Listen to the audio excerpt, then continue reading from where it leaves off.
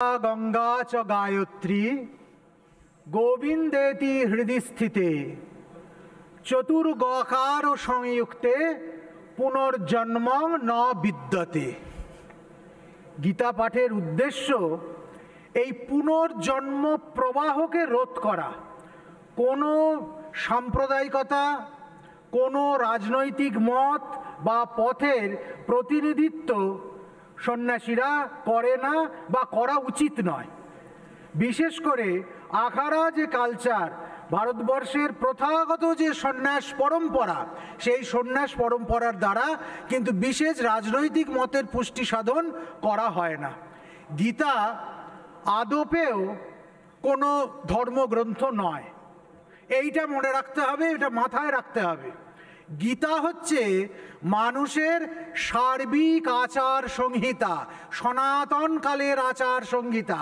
গীতার মধ্যে যেমন ঝোলামালার কথা বলা নেই, যেমন ফুল পাতার কথা বলা নেই যে সেইটা দিয়ে তাকে পুজো করে সন্তুষ্ট করো, তেমনি অসাম্প্রদায়িকতা, নাস্তিক্যবাদের কথাও বলা নেই।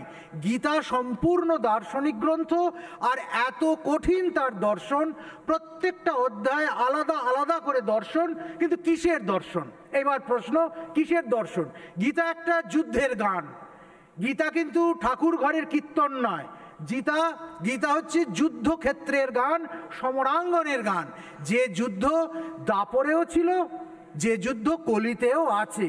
পরস্পর বিরোধী দুটো কর্তব্য যখন ঠোকাঠুকি লাগে, তখনই সেখানে জাগ্রত হয় গীতার বাণী। কীরকম? রাষ্ট্র বলছে যুদ্ধ করতে হবে, সমাজ বলছে যুদ্ধ করতে হবে। অর্জুন দেখছে যদি যুদ্ধ আমি করি আমার পরিবার ধ্বস্ত হবে। তার পাশাপাশি আমরা আবার কীরকম দেখছি, এই সমস্যা তো অর্জুনের, আমাদেরও সে সমস্যা আছে। আমরা কি দেখছি? আমরা দেখছি অর্থ উপার্জন করতে হবে। অর্থ উপার্জন করতে গেলে খাটুনি করতে হবে, আবার খাটুনি করতে গেলে শরীর চলে যাবে। আবার যদি শরীর চলে যায় তাহলে আবার আমি অর্থ ভোগ করতে পারবো না, এই সমস্যাও আছে। যখনই মানুষ সমস্যায় পড়েছে, পরস্পর বিরোধী সমস্যা, তখনই কিন্তু গীতার জাগরণ হয়েছে। সেই গীতার পাঠ যদি 1,37,000 মানুষ একসঙ্গে বসে কোনো উদ্যানে, কোনো মাঠে, ময়দানে করে, সেখানে আপত্তির কি থাকতে পারে আমার মাথায় আসছে না। আর তার পাশাপাশি একটা কথা বলবো, ড্রেস কোড অবশ্যই থাকা উচিত। ড্রেস থাকতে হবে। মক্কা মদিনায় পৌঁছতে গেলে, সেখানে ঢুকতে গেলেও একটা বিশেষ পোশাক পরতে হয়, নালে ঢুকতে দেওয়া হয় না। তাহলে মন্দিরে, মসজিদে, গির্জায় তারা যদি সেখানে বিশেষ কোনো ভব্য পোশাক চালু করে, সেখানে আমাদের এত আপত্তির কি আছে? মন্দিরে, মসজিদে, গির্জায় তারা যদি সেখানে বিশেষ কোনো ভব্য পোশাক চালু করে, সেখানে আমাদের এত আপত্তির কি আছে? আমরা কি সেখানে পোশাক দেখাতে যাচ্ছি? আমার পোশাক যদি অন্য দর্শনার্থীদের মনে কোনো কষ্ট দেয়, সেখানে তো তারা ধর্মের, অন্তরের, আত্মার শান্তি খুঁজতে যাচ্ছে। তাহলে নাইবা আমি সেইটুকু সময়ের জন্য সেটা পড়লাম, তার মধ্যে দিয়ে কোনো একটা প্রশ্ন আছে। প্রশ্নটাকে আমার বিশ্বাস আপনি বহিরঙ্গে নেবেন না, যদি এদিকে বহিরঙ্গে নেওয়ার লোক প্রচুর, কিন্তু আপনি সন্ন্যাসী মানুষ, আপনি বোধহয় নেবেন না। এই যে আপনি কনফিউশনের কথা বলছিলেন না, পরস্পর বিরোধাভাস যখন উপস্থিত হয়, আমরা জানি পরস্পর বিরোধাভাসগুলো আসলে বিরোধাভাস নয়, সেই জন্যই ওগুলো কেটে যায় গীতা পড়লে।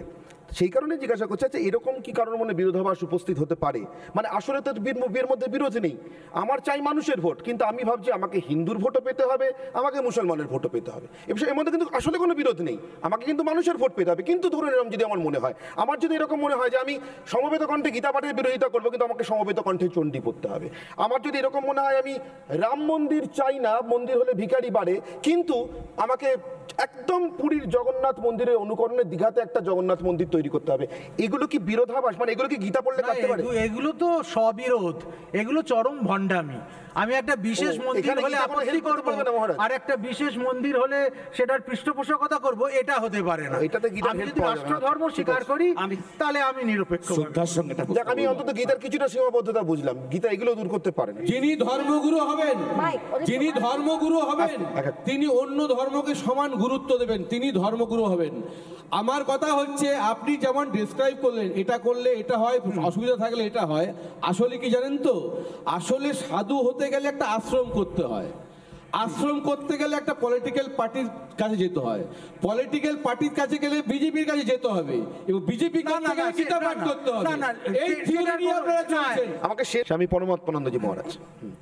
সাধুরা সমবেত হলেই বিশেষ উদ্দেশ্য সিদ্ধি হচ্ছে, এই কথাটায় বিশেষ আপত্তি রয়েছে। সাধুরা এক হলেই সেখানে কেবলমাত্রই তারা তাদের ধর্মের কথা বলছে, সম্প্রদায়ের কথা বলছে, তারা কেবলমাত্র হিন্দু মত আর পথের কথা বলছে, এটা গ্রহণযোগ্য উপলব্ধি নয়। কেননা এই সাধুরাই বলে যত মত তত পথ। ধর্ম মানে কি? ধর্ম মানে তো কতগুলো রিচুয়ালস নয়, কতগুলো প্রথা নয়, কতগুলো বার ব্রত নয়, টিকি ছাপা নয়, পোশাক নয়। ধর্মের কনোটেশন, ধর্মের সংজ্ঞা এর থেকে অনেক অনেক বিস্তৃত। এবং আরেকটা কথা, অন্ধত্বের দিকে ঠেলে দেওয়া।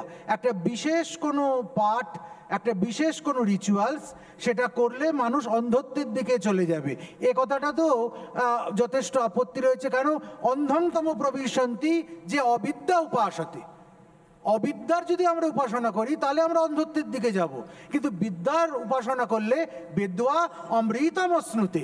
ওই অমৃত মানে কি? এটা দিব্য কোনো পানীয়? অমৃত মানে অনন্তত্ব, অমৃত মানে সম্প্রসারণ, অমৃত মানে বিস্তৃত হওয়া। সেই মানবভৌম যে ভাবনা, সেই ভাবনার কথাই কিন্তু ধর্মের মধ্যে নিহিত আছে, এটা আগে বুঝতে